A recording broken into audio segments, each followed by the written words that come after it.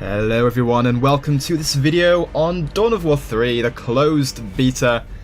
Do take note, all footage for this week on Dawn of War 3 is from the closed beta, so what you see might not be representative of the final project, but regardless, this is going to be pretty exciting because Dawn of War is a really cool RTS series.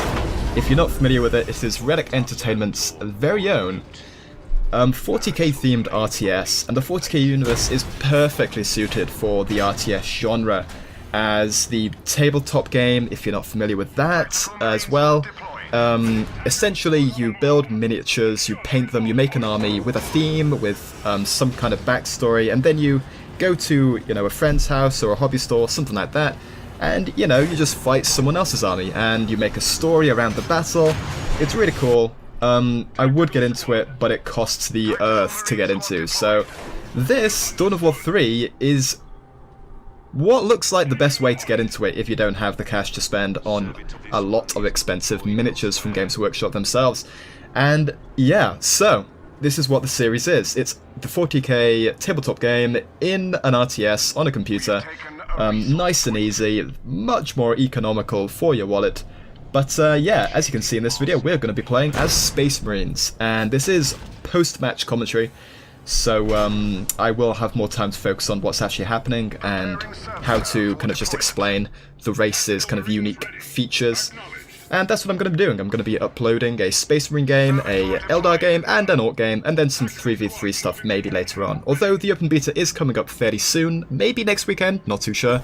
So, yeah, I might just stick with one of each race's games and then go into the open beta with an open mind. So, as you can see, all these nodes around the map that you should be able to see on the mini-map at the bottom right, those are a variety of nodes, some of which are based around your base, which the opponent has to capture to win the game, and others are economical based. So this one that you can see on screen currently, that I just built a generator on, that is a node that you send your creatures out, your squads out to capture, and once captured you can build generators on it to generate either requisition or power or elite points to fuel your big, powerful kind of champions of your army. These elite champions who you choose before the match. And this is what's really cool about Dawn of War 3. You can essentially design a lot about your army before you actually get into an actual match. Unlike StarCraft 2, where other than picking a race, all of the army design is done in-game, in a match, as you kind of figure out what your opponent's doing, as you scout out your opponent's economy plan and their army kind of composition.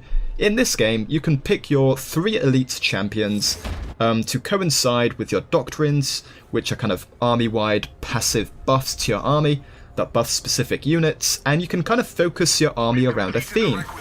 So you'll be able to see I have a 4-cost elite unit known as Gabriel Angelos, a main figure in the Dawn of War series.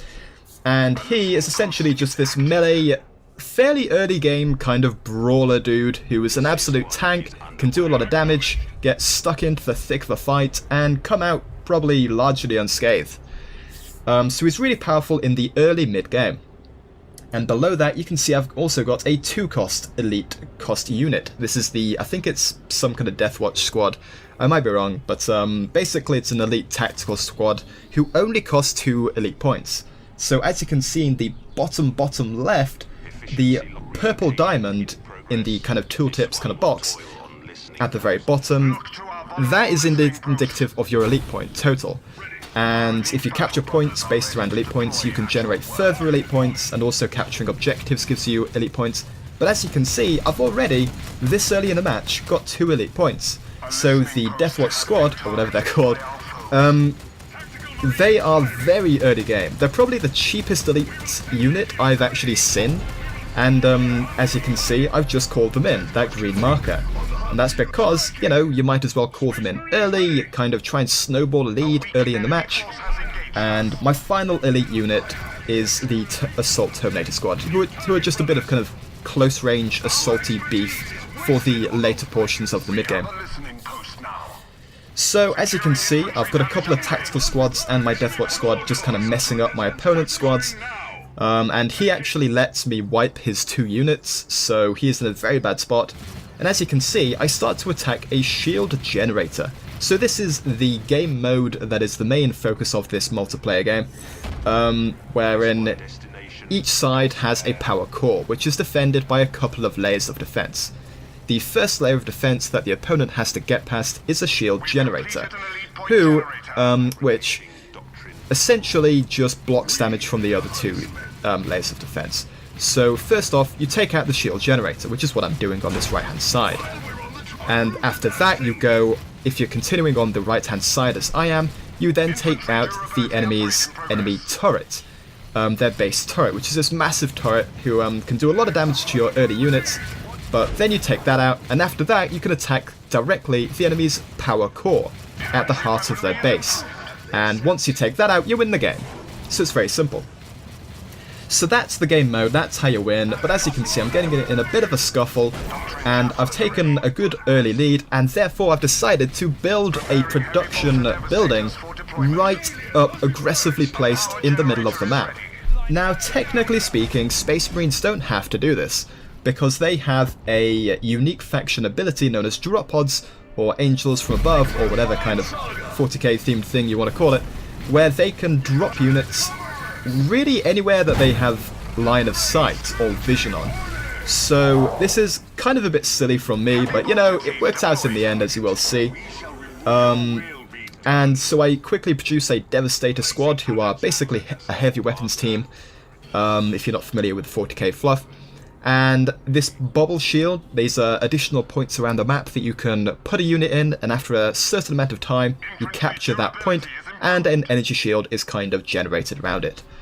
And this development from Dawn of War 2, where in Dawn of War 2 you had things like heavy cover, where your Space Marines would crouch behind a piece of kind of wall or something, or just a building, or, you know, massive plant. In this game, they've transferred that idea into just bubble shields, and it really makes sense if you think about the massive increase in scale of player armies. And yeah, I think it's a wise move, to be honest. Honestly, if I had to control my army of this kind of size, as well as kind of micromanage where I want my dudes to take up cover, that would be a lot of stuff to kind of control. So yeah, I like the simplified approach. It makes sense on this kind of scale. And here you can see a unique feature with elite units is that you can actually heal them over time. They don't have to be sacrificed, you know, in a fight until they're all gone and then you have to resummon them all over again. You can send them back to a base building and they will just absorb health and reinforce naturally from that, as you can see my elite Deathwatch squad doing. Your normal units, however, can only reinforce if they have a specific building nearby. So you can send them all the way back home next to your kind of, in this case, the Space Marines fort or chapter, whatever it's called, and you can manually reinforce individual squad members into that unit again, bringing it back up to full strength. But each of the factions have a individual, unique way of generating additional reinforcement points. So the Space Marines can choose to equip a army passive that allows them to reinforce off of listening posts.